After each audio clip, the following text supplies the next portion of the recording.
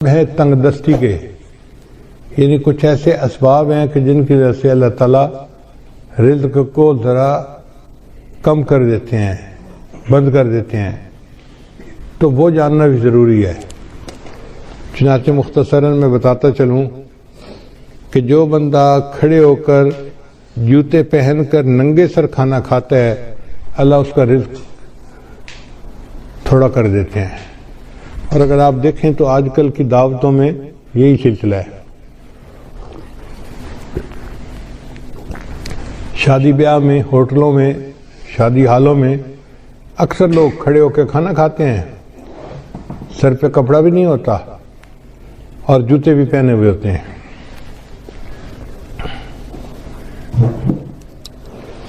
پھر رزق میں تنگی تو ہونی ہوتی ہے۔ پھر دوسرا، مہمان کو بوجھ سمجھنا۔ جو لوگ مہمان کے آنے کو بوجھ سمجھیں اور اس فکر میں لگ جائیں کہ جی آ گیا ہے تو کہاں سے اس کو کھلائیں گے اور کتنا اس کو کھلائیں گے اور کتنے دن رہے گا، مہمان بعد میں آتا ہے، اللہ مہمان کا رزق پہلے بھیجتے ہیں، تو الحمدللہ ثم الحمدللہ اللہ تعالیٰ خیر فرما دیتے ہیں۔ بلکہ میں تو یہ سمجھتا ہوں کہ ہمیں اللہ مہمانوں کی برکت سے روزی دیتے ہیں۔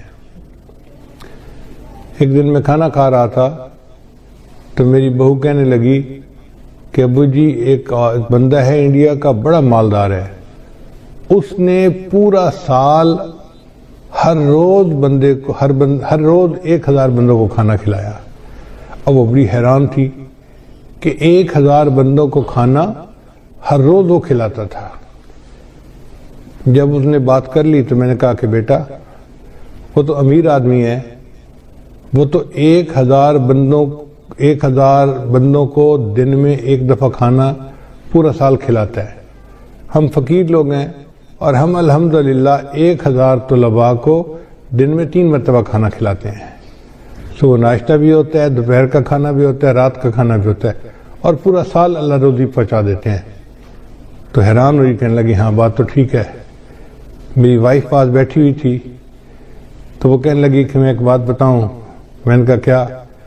کہنے لگی کہ ہماری شادی کو 30-35 سال ہو گئے ہیں اور اس 30-35 سال میں ایک دن بھی ایسا نہیں گزرا کہ ہمارے گھر میں مہمان کا کھانا نہ بنا ہو۔ میں نے اللہ کا شکر ادا کیا کہ یا اللہ تیرا کرم اور تیرا احسان ہے کہ الحمدللہ 35 سال میں ہر روز مہمان کا کھانا گھر میں بن رہا ہے، ایک دن بھی ایسا نہیں کہ مہمان گھر میں نہ ہو۔ تو میں تو یہ سمجھتا ہوں کہ اللہ ہمیں رزق جو دیتے ہیں وہ مہمانوں کی وجہ سے دیتے ہیں، تو مہمان نوازی سے کبھی پریشان نہیں ہونا چاہیے۔ پھر تیسرا سبب ہے بغیر بسم اللہ پڑھے کھانا کھا لینا، ہاتھ دھوئے بغیر کھانا کھا لینا۔ یہ بھی بیماری عام ہے۔ دسترخوان لگے ہوتے ہیں، نہ ہاتھ دھوئے جاتے ہیں، نہ بسم اللہ پڑھی جاتی ہے، نہ کھانے کی دعا پڑھی جاتی ہے، جس وجہ سے پھر تنگ دستی آ جاتی ہے اور رزق کے دروازے بند ہو جاتے ہیں۔ پھر کھانے کے برتن کو صاف نہ کرنا، یہ بیماری بھی عام ہے۔ ہم لوگ کھانا کھاتے ہیں اور کچھ تھوڑا سا کھانا آخر پہ بچا دیتے ہیں، حالانکہ اسی کھانے میں برکت ہوتی ہے۔ سنت یہ ہے کہ اگر 3 لقمے کھانا موجود ہے تو اس کو تو چھوڑ دیں تو کوئی اور کھا لے گا، چلو بھائی۔ اگر اتنا کھا لیا کہ 3 لقمے رہ گئے، اس کو خالی نہ چھوڑیں، اب اس کو پلیٹ کو اچھی طرح صاف کر دیں تاکہ اللہ کی نعمت ضائع نہ ہو، اللہ کی نعمت جو ہے وہ کسی انسان کے کام آ جائے۔ مگر اس میں ایسے لگتا ہے کہ جیسے یہ بندہ غریب ہے، اور امیر لوگ جو ہیں وہ ذرا شاہانہ دماغ کے ہوتے ہیں، تو وہ ڈالتے زیادہ ہیں، آدھا کھا لیتے ہیں، آدھا چھوڑ دیتے ہیں۔ یہ جو آدھا کھانا اور آدھا چھوڑنا ہے یہ بھی رزق میں تنگی کا سبب بنتا ہے۔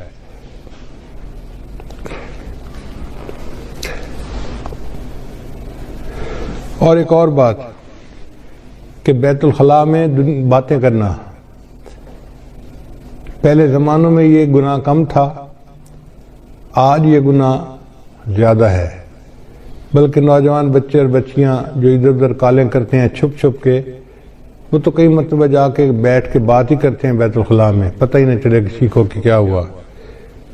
بیت الخلاء میں باتیں کرنے سے فرشتوں کو بھی تکلیف ہوتی ہے اور رزق کے اندر بھی تنگی کر دی جاتی ہے۔ پھر 7واں بات ہے فقیر کو جھڑکنا۔ اگر کوئی مانگنے والا آئے تو بندہ فقیر کو جھڑکی نہ دے، چلے جاؤ بھائی یہاں سے، کہا نہیں آپ کو چلے جاؤ، سن نہیں رہے، جاتے کیوں نہیں، ایسے جھڑکی نہیں دینی چاہیے، بلکہ اگر کچھ ہے تو دے دے، اور اگر نہیں تو کہہ دے جی آپ آگے چلے جائیں۔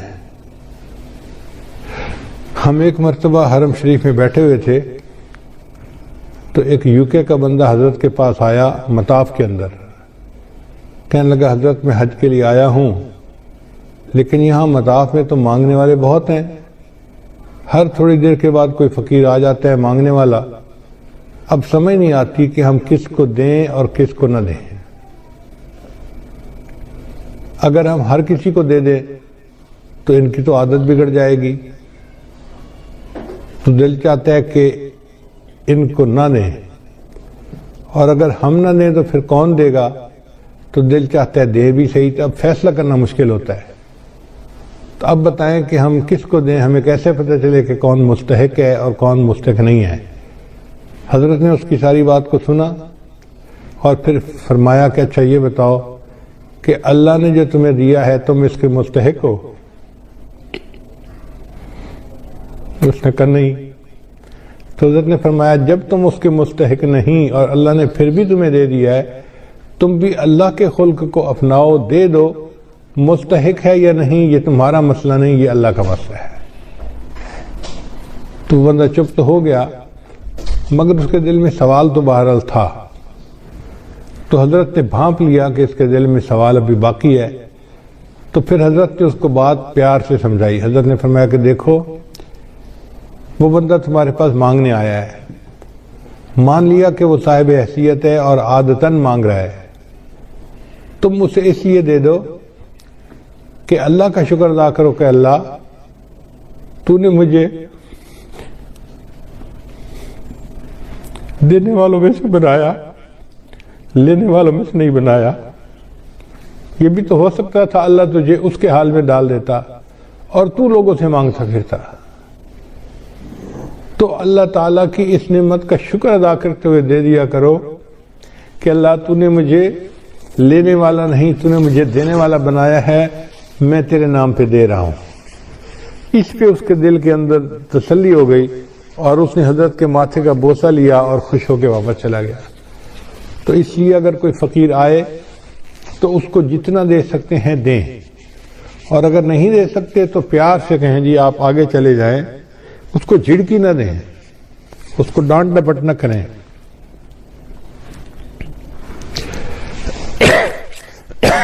پھر مغرب کی نماز کے بعد بلا عذر جو بندہ سو جاتا ہے، اس سے بھی رزق کے اندر برکت کم کر دی جاتی ہے۔ اگر کوئی بیمار ہے یا کوئی عذر ہے تو اس میں تو شریعت اجازت دیتی ہے، لیکن عادت بنا لینا اس کو شریعت نے منع کیا ہے۔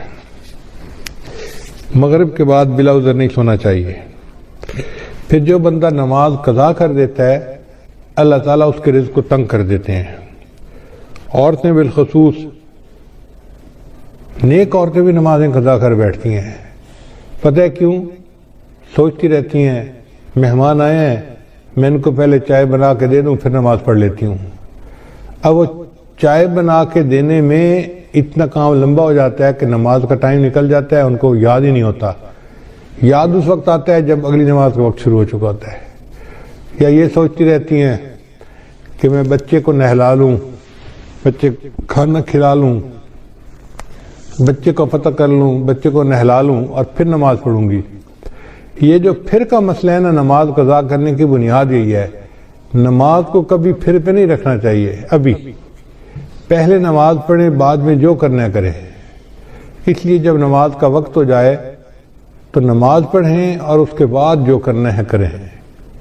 نماز کو کبھی آئندہ پہ نہ چھوڑیں، کیا پتہ چند سانس مزید ہیں بھی صحیح کہ نہیں۔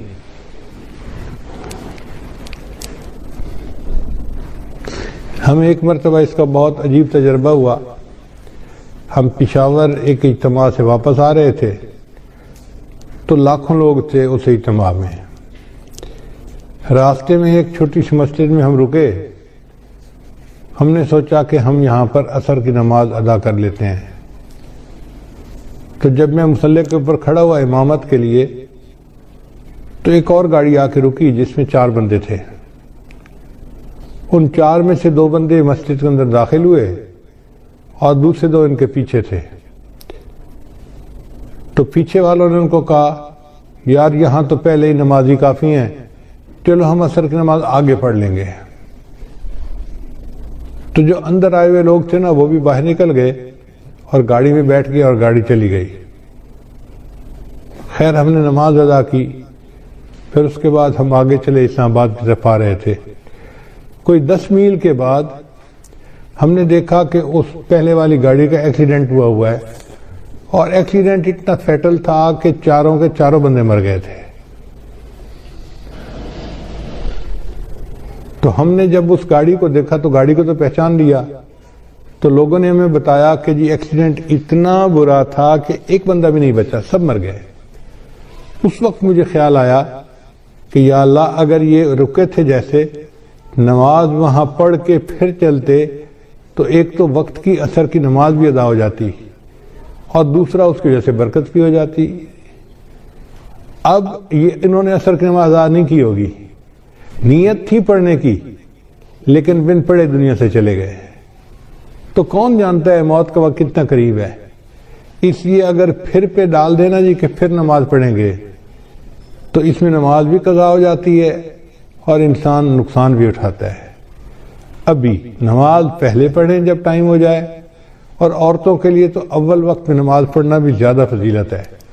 بس اذان کے انتظار میں رہیں. گھر کے اندر ایک بورڈ ہونا چاہیے جس پر نماز کے ٹائمنگ لگے ہوئے ہوں. بچے بڑے اس بورڈ کو دیکھیں اور جیسے ہی نماز کا ٹائم ہو جائے بس وضو کیا، پہلے نماز پڑھی، بعد میں جو کرنا ہے بعد میں کرتے رہیں گے. پھر 11ویں چیز جس سے رزق میں کمی آتی ہے وہ ہے جھوٹ بولنا. جو بندہ جتنا زیادہ جھوٹ بولتا ہے اللہ اس کے رزق کو اتنا تنگ کر دیتے ہیں. اللہ اکبر. شاید آج ہمارے رزق کے اندر جو تنگی ہے اس کی بنیادی وجہ یہ جھوٹ ہی ہے. جھوٹ ہم نے انفرادی طور پر نہیں، قوم میں اجتماعی طور پر آ گیا ہے. جس بندے سے بات کریں وہی جھوٹ میں بات کرے گا اور اس کا نام ہم نے بہانہ رکھ دیا. جی میں نے اس کے سامنے بہانہ کیا. بیوی کہتی ہے میں نے خاوند کے سامنے بہانہ کیا. بیٹا کہنا ہے میں نے ابو کے سامنے بہانہ کیا. شاگرد کہتے ہیں میں نے استاد کے سامنے بہانہ کیا. حالانکہ یہ بہانہ صریح جھوٹ ہوتا ہے اور اس جھوٹ سے بچنے کی ضرورت ہے.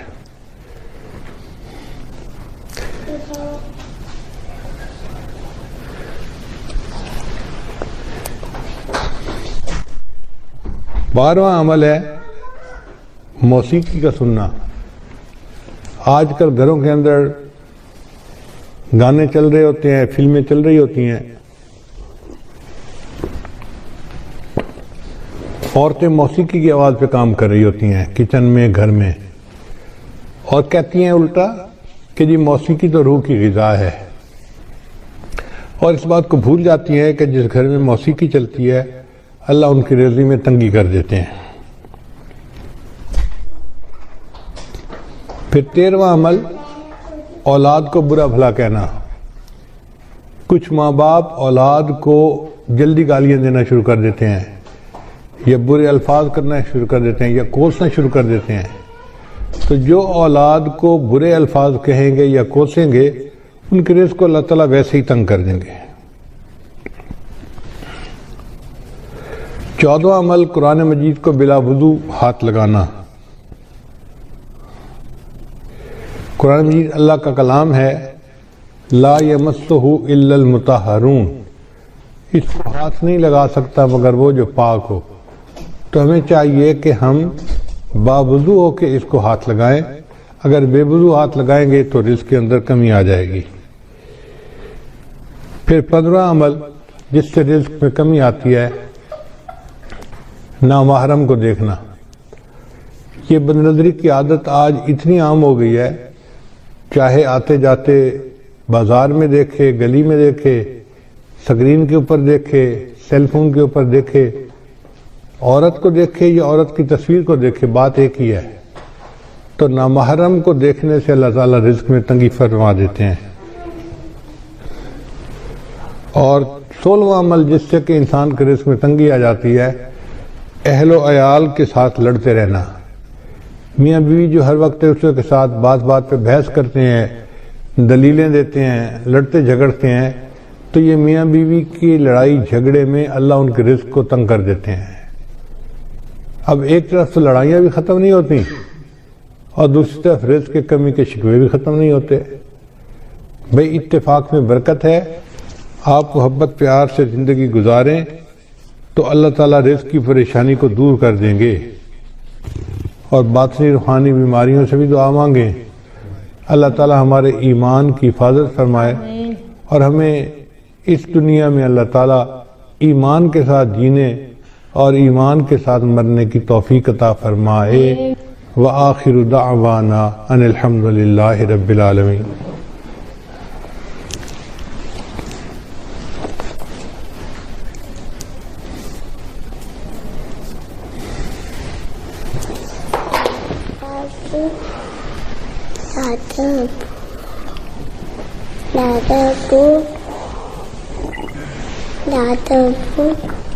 جی پانی پی لو